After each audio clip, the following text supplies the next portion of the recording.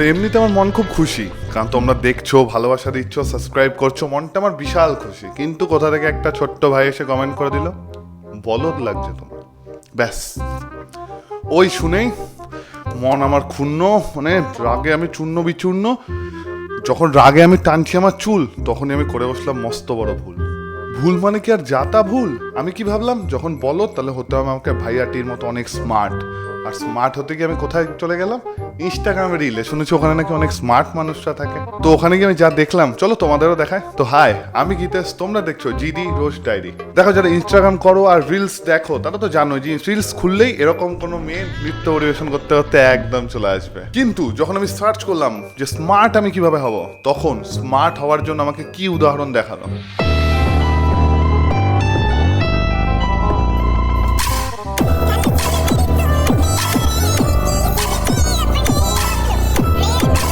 ব্যাস ভাই ব্যাস, জীবনে শুধুমাত্র এই রকম কনফিডেন্স চাই আমার। এই রকম কনফিডেন্স থাকলে যে কোনো কিছু তুমি অ্যাচিভ করতে হবে, যে কোনো কিছু। ফেস ট্রানজিশন কিভাবে? কানে দুল ফুল লাগিয়ে, একটু মুখে আলো মেরে, 4-5টা ফিল্টার পরিয়ে দিলাম, ব্যাস আমি একটা শাহরুখ খান, ঋত্বিক রোশন এসে সবাইকে হার মানিয়ে দেবো। আর আমি যেখানেই থাকি, রিল দেখি, ইউটিউব শর্টস দেখি, যেখানেই দেখি এই মহিলা চলে আসবে। এইবার আবার চোখে নীল লেন্স লাগিয়ে এসছে আমাকে ভয় দেখানোর জন্য। উনাকে আটকানো যাচ্ছে না বস, উনাকে আটকানো যাচ্ছে না, উনি চলেই আসবে। উনি নাগিন সাজার পর থেকে, মানে কি বলবো, সাপেরা পর্যন্ত কত থেকে বেরোচ্ছে না, ওরা লজ্জায় মুখ ঢেকেছে। আর শুধু সাপ কেন, সাপদের দোষ দিয়ে লাভ আছে? ছাগলদের দেখেছো কখনো মানুষের মুখোশ পরে ভিডিও বানাতে? হ্যাঁ ভাই, আরে ওরাও এখন বানাচ্ছে রিলস মুখোশ পরে, তোমরা দেখো।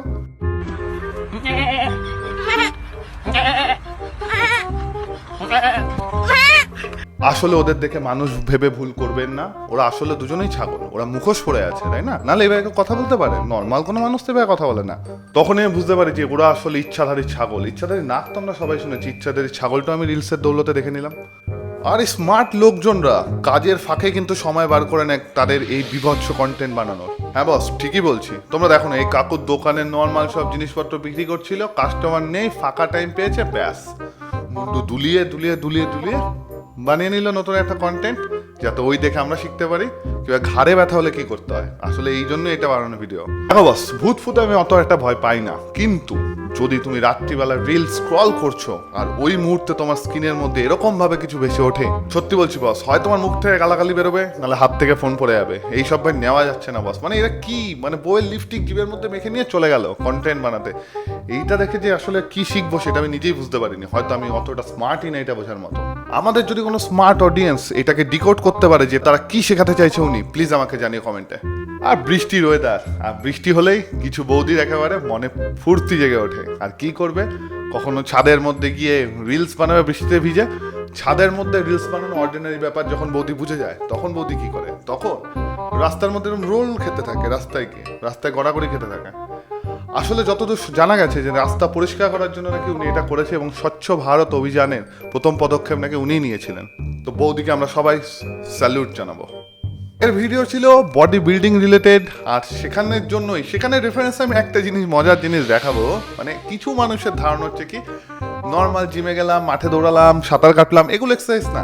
তোমাকে যদি কুস্তিগির বা পালোয়ান হতে হয়, তোমাকে ওইভাবে ল্যাঙ্গটটা পরে, তারপর তোমাকে তোলো তুমি 5 কেজি, তোলো তুমি 2 কেজি, 1 কেজি তুললেও চলবে, কিন্তু ল্যাঙ্গট যদি একবার তুমি পরে নাও না, ব্যাস, তাহলে তুমি একদম কুস্তিগির, পালোয়ান, দারা সিং এর মতো লাগবে তোমাকে। হ্যাঁ, দেখেছো বস ভাইটাকে? কিছু শিখলে এইভাবেই তোমরা বডি বানাতে পারবে, নাহলে বডি হবে না তোমাদের বস। পালোয়ানের মতো ব্যাপারটাই আসবে না। এই নর্মাল যদি তোমরা ওই যে হাতা কাটা জামা টামা পরে বানাও না, ওসবে হবে না বস। খালি গায়ে ল্যাঙ্গট পরে, হাফ প্যান্ট, ভাই খালি গায়ে করছিস, করবে হাফ প্যান্ট কি নেই তোর? ঠিক আছে, হাফ প্যান্ট যদি না থাকে, আমাদের যখন মনিটাইজ হয়ে যাবে তখন তোকে আমি দরকার একটা হাফ প্যান্ট কিনেই দেবো যদি তোর লাগে। ছেলেদের ড্রেস নিয়ে কথা বলবো, মেয়েদের নিয়ে বলবো না, এত বায়াস তো আমি না বস। মেয়েরা কি করছে এখন, শাড়ি পরে জিম করা প্রমোট করছে। এমনিতে হয়তো শাড়ি পরে না, রিলে হয়তো অন্য ভিডিও চেক করলে দেখা যাবে হয়তো শর্ট ড্রেস পরে বানাচ্ছে, কিন্তু না, জিমে গিয়ে শাড়ি পরে ফেমিনিজম দেখাচ্ছে। মানে যেখানে যেটা করার না সেখানে সেটা করলেই ফেমিনিজম। আমি আপাতত এটাই বুঝেছি ফেমিনিজমের সংজ্ঞা, অন্তত সুডো ফেমিনিজমের সংজ্ঞা তো তাই। আর সুডো ফেমিনিজম মানে নকল নারীবাদ ধরে নাও। অনেকে বলে না ছবি বা ভিডিওর সাথে পারফেক্ট ক্যাপশন হয়নি, বা আমি নিজেও মাঝে মাঝে পারফেক্ট ক্যাপশন খুঁজে পাই না, কিন্তু এই রিলে যে ক্যাপশনটা ছিল, লাস্ট রিল, সত্যি কথা পারফেক্ট ক্যাপশন। মানে ওই যে টঙে উঠে তুমি বানাচ্ছ না ভিডিও বৌদি, একবার যদি ওখান থেকে পা পিছলে যায়, সত্যি তোমার এটা লাস্ট রিল। একদম সত্যি, ট্রু ক্যাপশন। এই জন্য বেস্ট ক্যাপশন অ্যাওয়ার্ড যাচ্ছে তোমার কাছে। ফেসবুক, ইনস্টায় জুয়েলারি বিক্রি তো মানে অনেক দেখেছি, অনেক লাইভে এসে জুয়েলারি বিক্রি হয় বা অনেকে নিজেরা বানায়, খুব সুন্দর। কিন্তু এরকম অর্গানিক, একদম কোনো রকম পরিবেশ দূষণ হবে না, এইটা আমি প্রথম দেখেছি। বস নিজে বানায়, শুকিয়ে গেলে ফেলে দাও, ওটা মাটিতে মিশে যাবে, একদম অর্গানিক, একদম অর্গানিক বস। পরিবেশের জন্য একদম পারফেক্ট, কোনো ক্ষতি হবে না। প্লাস্টিক বর্জন করুন আর এই জিনিসটা পরে থাকুন। আর স্মার্টনেসের কথা যখনই হয় না, স্মার্ট দাদা জানি কোথা থেকে চলে আসে বস। মানে পাড়ার ক্রিকেটে যতই ক্যাচ মিস করুক, কোনো মেয়ে যখন পড়ে যেতে থাকে না রিলে, আমাদের স্মার্ট দাদা কিন্তু কখনো ক্যাচ মিস করে না। আজ পর্যন্ত একটাও মিসের রেকর্ড নেই, এটা কিন্তু একটা ওয়ার্ল্ড রেকর্ড। দেখেছো, নয়নতারা ফুল গাছটাকে গুঁতো দিয়ে গিয়ে ক্যাচ ধরে নিল দাদা। দাদা কখনো ক্যাচ মিস করে না, বললাম না? যখন সেটা বলের জায়গায় কোনো মেয়ে হয়, তখন দাদা কখনো ক্যাচ মিস করে না। স্মার্ট ছেলে, স্মার্ট মেয়ে, স্মার্ট বৌদি, তো স্মার্ট দাদা দেখলে এবার আরেক ধরনের স্মার্ট দাদা দেখে। সারাদিন পর বউ বাচ্চা ঘুমাচ্ছে, তখন হঠাৎ দাদার মনে হলো না চলো একটা রিল মানে ভাইরাল রিল। আর তখন দাদা কি করলো? বৌদির হাসি দেখে তো স্পষ্ট যে বৌদি খুব খুশি হয়েছে যে বাহ, আমার পর কি স্মার্ট একটা জিনিস নিয়েছে। কিন্তু বাচ্চাটা কথা কেউ ভাবছেই না। বাচ্চাটা যে মনে মনে কি বলছে, বাচ্চাটা ভাবছে আমি কোন ফ্যাশাতে পড়লাম, বাবা মা দুজনেই রিল বানায়। মানে ভাবো, কারুর বাড়িতে যদি বাবা মা দুজনে এরকম রিল বানায়, সে বাচ্চাটার কথা ভেবে বস খারাপ লাগে আমার। মানুষের পটি পেলে যে একটু শান্তিতে থাকবে ওখানে, সেটারও সুযোগ নেই, সেখানেও রিল।